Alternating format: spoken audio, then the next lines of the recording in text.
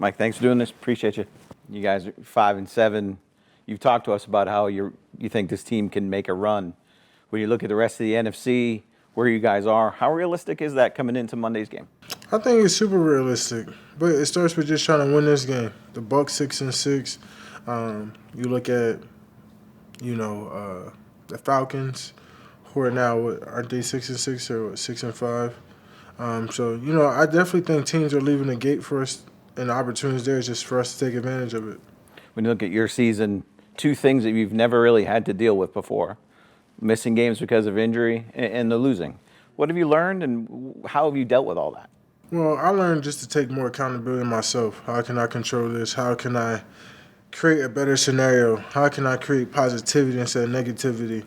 You kind of hear those words that all have the same amount of letters. It's just how you can dictate the outcome, like hate and love, positivity, negativity, all the same amount of letters, but the words have different meanings. So really just striving to push everyone to be better. I kind of saw a video about Michael Jordan, how he just pushed and wanted, greatness from every one of his teammates every day and pushed those guys to be better for themselves, and how he changed the seasons around. So, I was just finding ways through podcasts, videos, myself, mentors, because, obviously when you're going through something you've never been through before, it's challenging.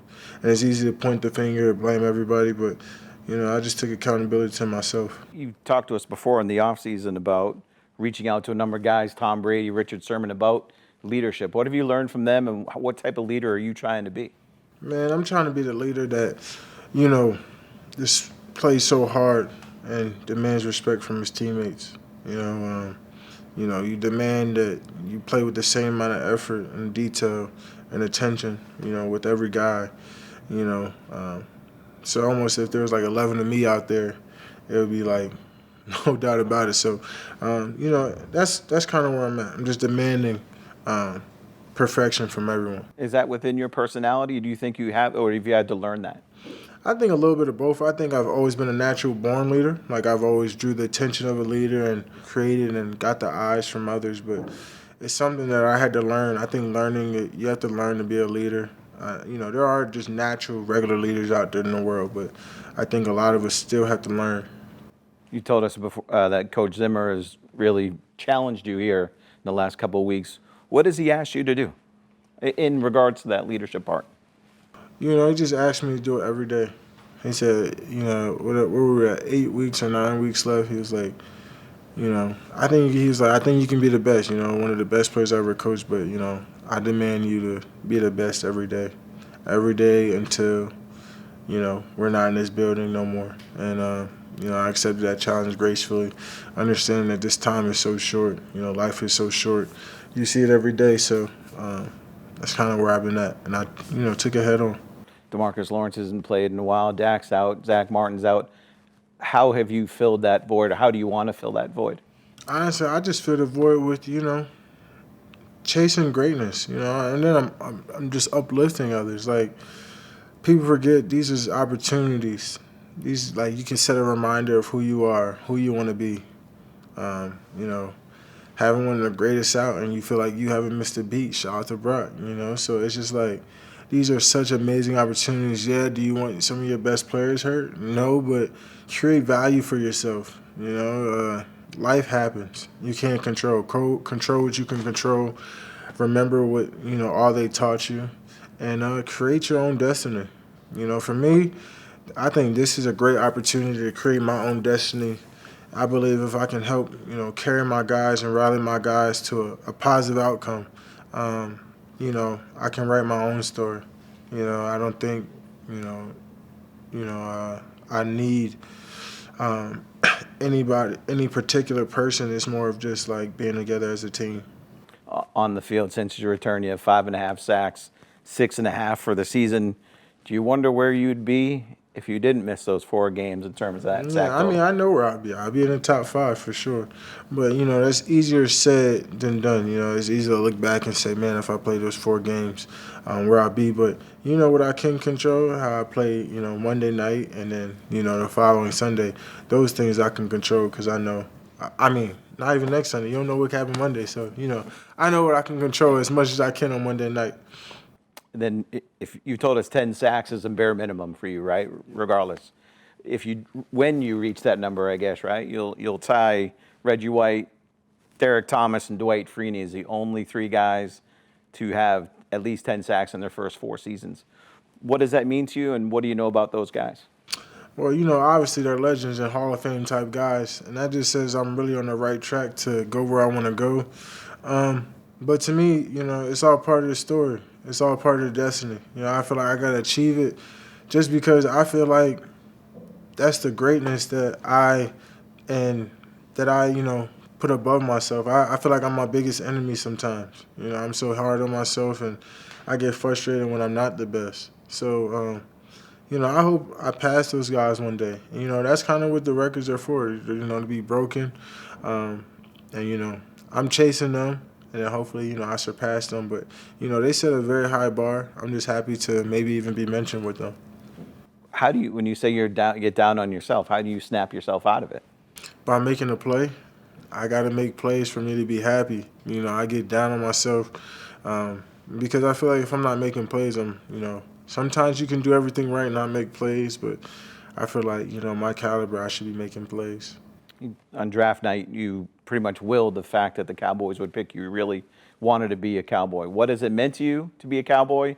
And have you learned any maybe positives and negatives about what it's like to play for America's team? I think it's the greatest thing in the world. I think Jerry Jones changed my life in a lot of ways. I think he's one of the best owners that, anyone could ever have. And just in terms of his kindness and, his relationships across the league and across, in the business world, how many things he's put into my lap that I didn't know until, they told me, Jerry advised that, we hit you up and things like that. So, Jerry isn't just, a football person. He's a people's person too. So, and, in terms of the football aspect, you look at, I'm playing in front of, hundreds, thousands of fans every week. Everyone loves us. Everyone hates us. I think it's such a reality check of the world. Like, if we win, we probably shouldn't have won. If we lose, we should have lost. So, it just goes to show you that in life, like, you can't please everybody. No one's ever going to be happy with the outcome. You can win. We could go 16-0, but if we don't win a playoff game, it was like, I told you so. They were pretenders. So, it's such a humbling and reality check of life. And it just really it allows you to really just have peace with, what comes with this destiny of being a Dallas Cowboy. You know the ups and downs of playing for this team, and what you say can be interpreted in different ways. A couple weeks ago, when you were talking about Zach Martin and you mentioned Mike McCarthy, Dak came out this week and said he wants Mike to return. What are your thoughts on Coach McCarthy, and do you want to see him back in 2025? I think I would like a fair shot with, everyone back, players, coaches, because, the injuries kind of struck of what the season could really be. The injuries have been terrible, and, it really sucks. Seeing Zach, D-Law not having the year I know he planned to have, and he had such a great start. It really sucks, but, in terms of coaching, man, Coach Mike, man, his relationship has always been really good. He always took real good care of me. I just don't know how the business side of it's going to go. Jerry has his own mindset about, who he wants to coach. This is his team. I'm kind of just like a pawn in this business. I might be a rook at this point. I might be a rook, but, I can only go straight. Literally, I can only go straight. That's why I'm going to say I'm a rook. But, there's some other, queens and knights that's doing a lot more moves than I can. Well, you might have a chance to become a king in this offseason, right? You have a chance to get a contract extension. You've seen CD go through his deal, missing the offseason program. You've seen Dak take part of everything in getting his deal. What do you anticipate the next offseason being like for you when it comes to that contract? Man, when it comes to the contract side, once again, I think, Jerry, I'm Jerry's guy. I think it'll be quite, I know it's easier said than done because I'm not at the table, but, that's my guy. We talk about it, and we talk about how much we appreciate each other, but I know numbers talk. But man, I just at the end of the day, whatever it takes for me to just continue to be a Cowboy until I retire, that's what I want. And I know it's gonna be hard conversations and reality checks, but I think I'm a good enough caliber to be here. Why is that so important to you to be a guy who's played for just one team? I just think it speaks to the legacy. I always imagine, I learned today that Cowboys don't retire numbers officially. They're like official, non-official. So, I want, for me to embrace this 11 and I came in when they just started letting defensive players get any number. I just kind of wanted my jerseys to kind of be unofficially retired. I would kind of be the last guy. I just really just love this place. Like, I couldn't imagine myself anywhere else. The fans and just the people have just been so good to me and my family. I just couldn't imagine it being like that anywhere else. And, like I said, like, pre-draft, I wanted to be here. Like, I landed upon a star, man. So every day is like a dream for me. When you think of the numbers that aren't retired but are retired, Roger Staubach, Troy Aikman, Emmitt Smith, Bob Lilly, those guys have won Super Bowls. Is that what you need to make that 11? 100%, 100%. I definitely need multiple Super Bowls. If that's the case, I need at least 2. And, hopefully I get my dog Jerry a Super Bowl pretty soon. It's never too late. When you speak on the contract here again for a second, does it matter to you if Dak became the highest paid player in NFL history? Does it matter to you to become the highest paid defensive player? I don't know. Like, it really just depends on the circumstances of, like, who are we trying to get, who's trying to, return. I look at it from a business side also, if we're going to be aggressive in bringing in players to play next to me, because right now you look at it, I don't know who I'm playing, besides Marshawn and Sam and Mozzie. I don't know, who's going to be in our room with Chauncey and Osa and D-Law, not being here. So to me, it's all about the foundation of the team. Like, how can I create the best foundation and play with the guys who've helped me create a lot of success. Those guys helped me get to where I am, where I could become the highest paid player. So, I would like, for as many of us to be here as possible so we can continue having success, winning seasons. I know we've been injured, but, I don't think that changes the outcome. I think these last couple of weeks and been defining of our, our real defense that's come together, learning a new system. So to me, it's just all about, the aggressiveness on how we look at, free agency and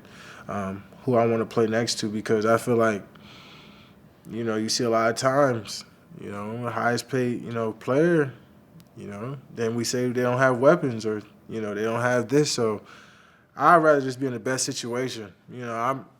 At that point, I don't think there's a big difference between 30 and 40 million in my eyes, And that's just me talking like. Is David going to have to understand that too? My agent might be mad at me. I even said that. But, for me, I mean, bro, I've already been blessed enough, bro. Like, I can't complain too much in life. Micah, thanks, man. Appreciate you.